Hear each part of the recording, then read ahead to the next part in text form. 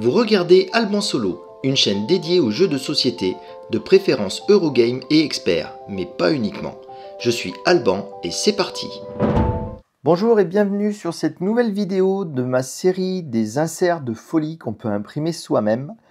Donc cette fois-ci c'est au tour d'évacuation de se débarrasser de ces sacs en plastique. Donc vous verrez comme d'habitude, je vous mets en fiche par là-bas dans le coin les vidéos de mes parties d'évacuation, enfin au moins de la première, parce que j'en ai fait plusieurs sur celui-ci. J'ai eu du mal à comprendre les règles, c'était pas clair dans la notice française, c'était pas clair sur internet. J'ai beaucoup galéré, j'ai beaucoup échangé avec les abonnés sur le sujet. Mais bon, voilà, en tout cas ça vous donnera une idée du jeu en lui-même. Et là pour aujourd'hui, ce que je vais faire, c'est simplement vous montrer un super insert que j'ai trouvé. Donc je vous mettrai le lien en description bien sûr. Et puis voilà, donc allez, c'est parti. Hop, voyons voir ce qu'on trouve là-dedans. Donc du coup, notre petit calepin pour noter, c'est bon. Le livre de règles a bien sa place sur le dessus de la boîte, ça c'est impeccable. Ça c'est bon. Et là on arrive direct à l'insert. Donc vous voyez, le plateau est bien maintenu en place par tous les trucs blancs qu'il y a autour. Je crois qu'il était bien fichu aussi celui-là d'insert, vous allez voir. C'est assez cool. Hop, donc le plateau, une fois qu'on le retire, on a accès à un peu plus de choses ici. Donc de nouveau, on a les plateaux joueurs, vous voyez, qui sont bien maintenus, bien comme il faut en place. Ça, c'est impeccable. Ensuite, ça, j'ai trouvé ça vraiment très bien. Alors, je ne sais pas si je vais savoir les attraper. Non, peut-être pas les attraper tout de suite.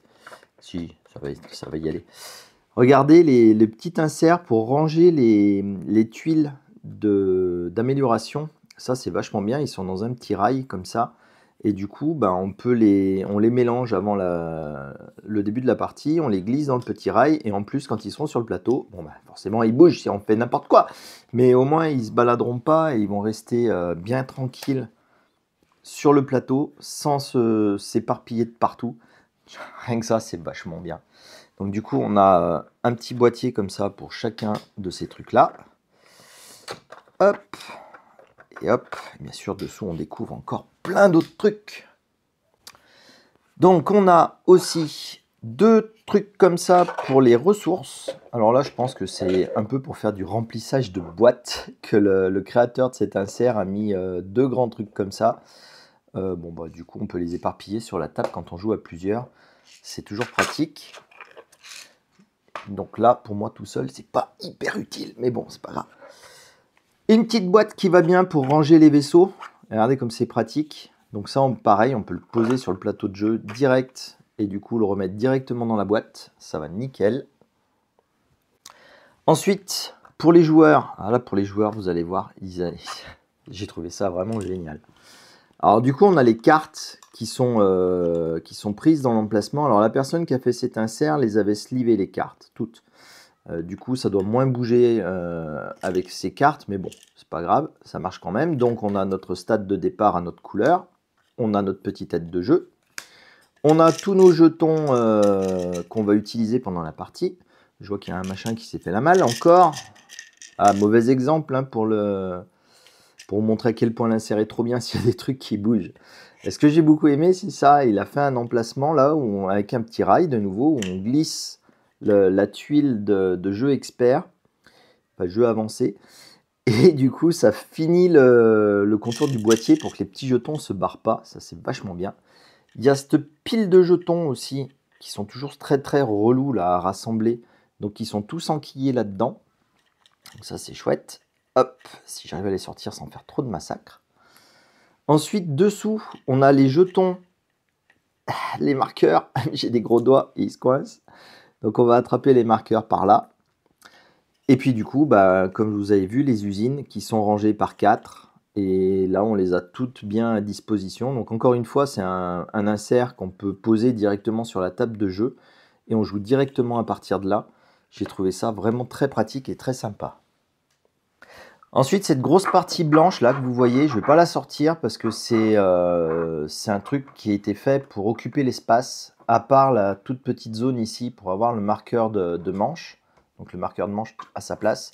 Moi, j'en ai profité pour glisser ce truc là dans son sac plastique encore, Je sais pas s'il y a un endroit qui est prévu pour ranger ces trucs-là. Je n'ai pas cherché très longtemps non plus, hein, mais ça va très bien dans ce petit espace-là.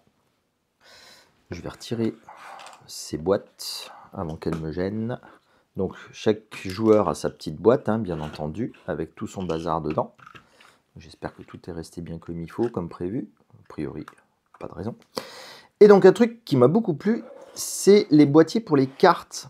Les boîtiers pour les cartes, alors vous le verrez probablement pas, il faudrait que j'y mette un coup de peinture. Mais il y a les symboles ici, de ce à quoi ça correspond. Et donc là, on a un gros boîtier où on met les cartes d'action. Et vous voyez, il est incliné le boîtier. Du coup, les cartes d'action se mettent en position comme ça et on peut très facilement les attraper. Du coup, ce boîtier, on le pose directement sur la table. Et chacun va se servir directement là-dedans. Et pour le coup, bah, il y a la même chose faite. Donc là, c'est pour les bâtiments d'industrie. Donc il y a un petit séparateur pour mettre les cartes de niveau 1 d'un côté et on met par devant les cartes de niveau 2. Et du coup, on peut les attraper aussi très facilement. Peut-être qu'il ne faut pas les ranger dans cet ordre-là, mais vu que c'est plus épais d'un côté, ou alors il faut les tirer par là. Bon, bref. Hein, ça, chacun voit comment il veut gérer le truc. J'ai trouvé ça bien sympa. Après, bah, de nouveau, on a un truc pour les stades, cette fois-ci. Donc là, où on a beaucoup d'espace. Et encore une fois, il y a toujours le logo là. Donc on ne se demande pas où est-ce que va quoi. C'est bien pratique. Ici, on a un gros M. Alors le M, je suppose qu'il est pour mission. Et ça doit être pour notre carte d'objectif. En tout cas, moi, c'est ce que j'y ai mis. J'ai mis les cartes d'objectif ici. Et vous voyez, il y a deux autres inserts. Donc j'y ai mis tous ensemble les cartes supplémentaires pour les modes de jeu avancés. Je ne les ai jamais essayés, ces modes de jeu, donc je ne sais pas exactement comment ça fonctionne.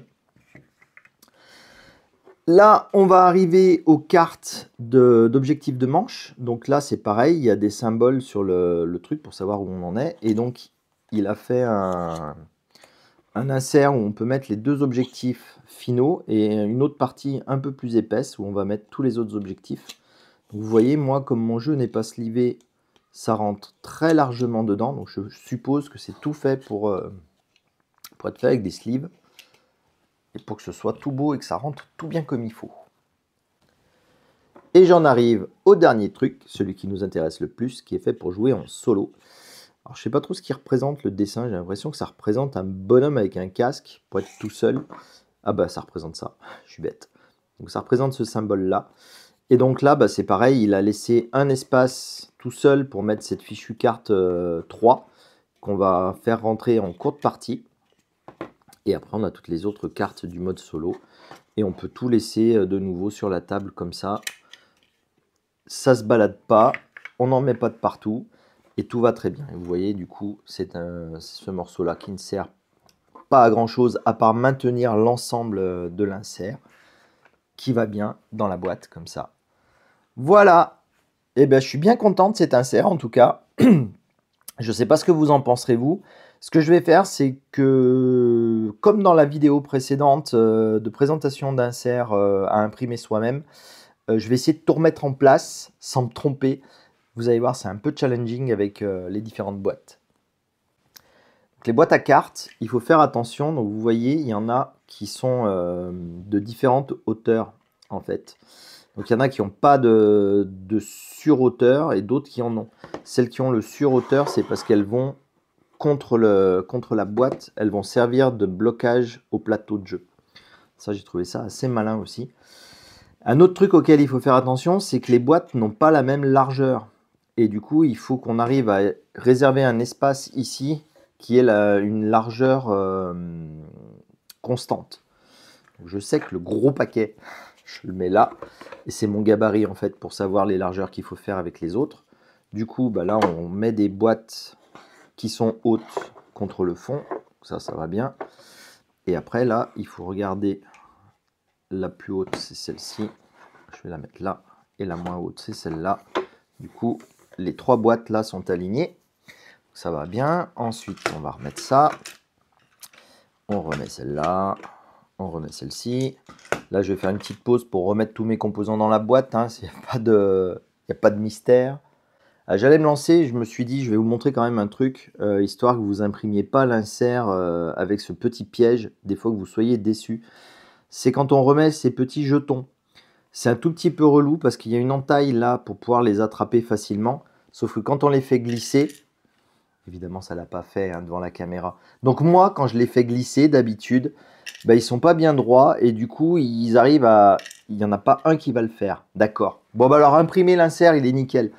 Donc moi j'avais les pions, ils se faisaient la malle par le truc là. Je les déposais et au lieu d'aller au fond, bah, ils se mettaient en travers et hop, ils ressortaient aussi secs. Donc ça c'était un peu relou, mais bon voilà, ça le fait pas toutes les fois manifestement. Ça me l'a quand même fait 3 fois sur les 4 boîtes. Voilà, bon ça le fait plus, c'est pas grave. Voilà, donc là ma boîte pour le deuxième joueur. Du coup, je vais y mettre avec les vaisseaux à côté. Nos petites boîtes pour gérer les ressources qui vont très bien ici. La première fois où je l'ai mis en place, cet insert, j'avais pas encore imprimé les petits plateaux avec les améliorations. Je m'étais dit, ouais, bon, ça c'est peut-être pas très utile, mais en fait, si, parce que les boîtes de joueurs sont plus basses que la boîte de toutes les autres boîtes en fait qui sont autour. Et ça faisait un point de faiblesse pour poser les plateaux de jeu dessus. Alors qu'une fois qu'on a mis ça, ça va pile à la bonne hauteur. Et du coup, bah, tout est bien calé, tout est bien rangé. Et ça évite bien d'avoir quoi que ce soit qui se balade. Du coup, vous pouvez ranger votre jeu en vertical, comme j'aime bien le faire. Je trouve que c'est plus... Je sais pas ce que c'est plus. C'est plus esthétique. Non, même pas. Mais c'est plus pratique à attraper quand même. On n'a pas besoin de démonter toute sa bibliothèque pour attraper un jeu. Donc vous voyez, tout est bien rangé, bien calé. Ça, j'aime bien. Hop, on attrape la notice. Ah ouais, j'ai juste un petit souci avec ce truc-là, le compteur de points. Il n'y a pas de place prévue, a priori. Je me suis dit peut-être ici, mais non, parce que là, il déborde, c'est trop haut. Donc bon, pas grave, je le mets ici. Ça n'a pas une grosse impact. Et voilà, le jeu est parfaitement rangé. Je vous montrer comme la dernière fois que la boîte ferme parfaitement. Il n'y a pas de surépaisseur. Bon, il y a pas mal de bruit qui se balade quand on le secoue, forcément, avec tous les petits jetons qu'il y a. Mais voilà, cet insert-là, encore une fois, je le trouve vachement bien. Donc, vous aurez le lien en description. C'est un insert qui est fourni gratuitement par son auteur, qui espère une petite rémunération si l'insert vous plaît. En tout cas, voilà. Bon, j'espère que ce genre de vidéo vous plaît. Moi, ça m'amuse bien de les faire. En tout cas, je prends mon pied avec cette imprimante 3D. C'est vraiment trop bien. L'investissement est pas négligeable quand même. Hein. Ça coûte quand même 2-3 sous. Mais après, j'imprime tellement de trucs. C'est un enfer. Allez, je vais vous laisser... Ah, pardon, je vais vous laisser là. Continuez à bien vous porter, à jouer en solo ou à plusieurs. Et puis, je vous dis à la prochaine. Salut!